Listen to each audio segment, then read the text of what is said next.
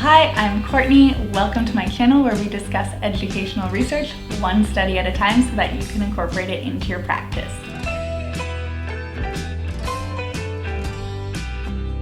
Well, you might know that my background and why I'm here is that I come from the academic world. Well, I guess I come from the teaching world and then I went into the academic world and now I'm going back to the teaching world. My goal here is to make research accessible for all of you because it can be hard to get your hands on. But what if that is not enough and you want to start engaging with academic research, but you haven't a library access because you're not in the field of academia, you're not a teaching candidate. Isn't it weird how we give library access to teaching candidates or pre-service teachers to help them become teachers, and then the minute they graduate, we take it away from them? But anyways, if you find yourself without an academic affiliation and you want to use research, the struggle is real, and I feel you, and it's hard.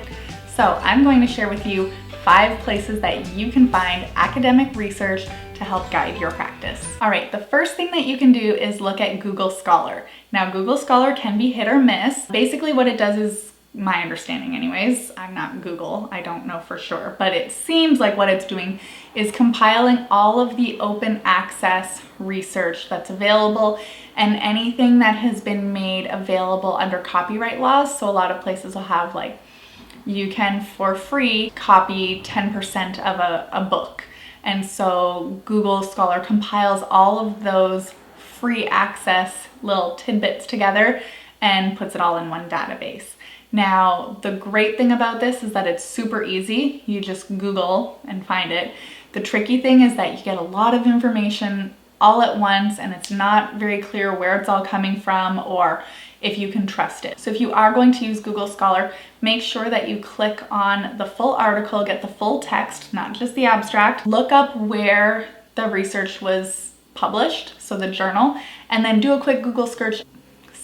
Do a quick Google search on that journal just to make sure that they've published other things too and they're not just a fake journal impersonating a journal. You can get a feel for sort of the politicized nature of the research by looking at the journal as well. The next thing that you can do is to just look up some faculties of education and meet the stars behind that research. So the faculty members of a faculty of education have to conduct research.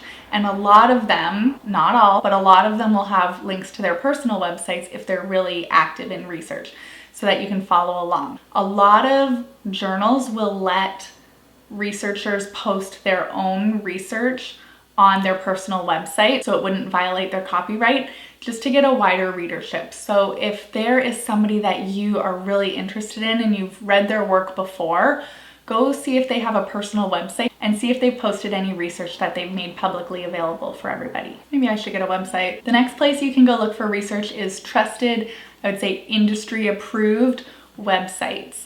Now, websites can be tricky. We're looking for ones that are run by people who have some skin in the game, people who are active researchers or teachers, not just people who are looking to make money, but people who are giving as much as they're taking. So not come sign up for my webinar, but here are some scholarly resources that have informed my work. That's the kind of thing that we're looking for. If the website doesn't have references to research and you can't go Google that journal, you might not be able to access the journal, but you should at least Google it to make sure that it makes sense, then they're not the kind of website you should be looking at. The one that comes to mind to me is Reading Rockets. I found that after I did my video about literacy instruction, which I'll link here, and it has a lot of evidence-based information on their website. The next area is independent and open access journals. So a lot of the journals are run by big journal databasing companies like Taylor and Francis, Sage, and they put all the journals under their umbrella. Now, they have started to shift towards open access, kind of, and so a lot of research is becoming more and more available, but be careful with that because in order to make research open access in those big time journals, the authors have to pay. And so anytime that the authors have enough of either a university backing to pay or enough of a personal backing to pay, you gotta weigh out the vetting process that the peer reviewers are doing because they're gonna make money. So anytime money is involved, we can't say things are completely bias-free, but it is an option. A lot of universities will have faculty that run an independent journal because, believe it or not, there are people just like me who are super passionate about research and just want to get it out there for people.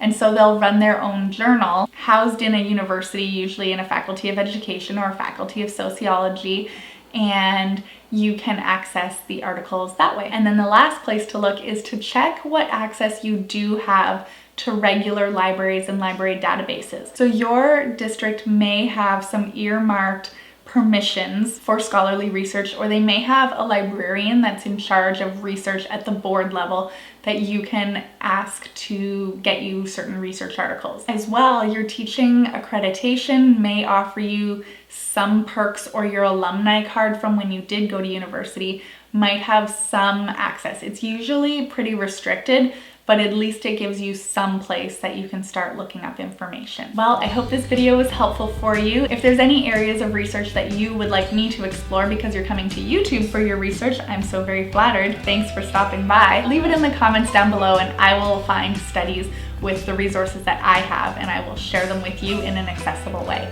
Thanks so much for watching. Don't forget to like and subscribe so that this video can reach more people on YouTube and hopefully inspire more educators to adopt research into their practice. Have a great day. Bye.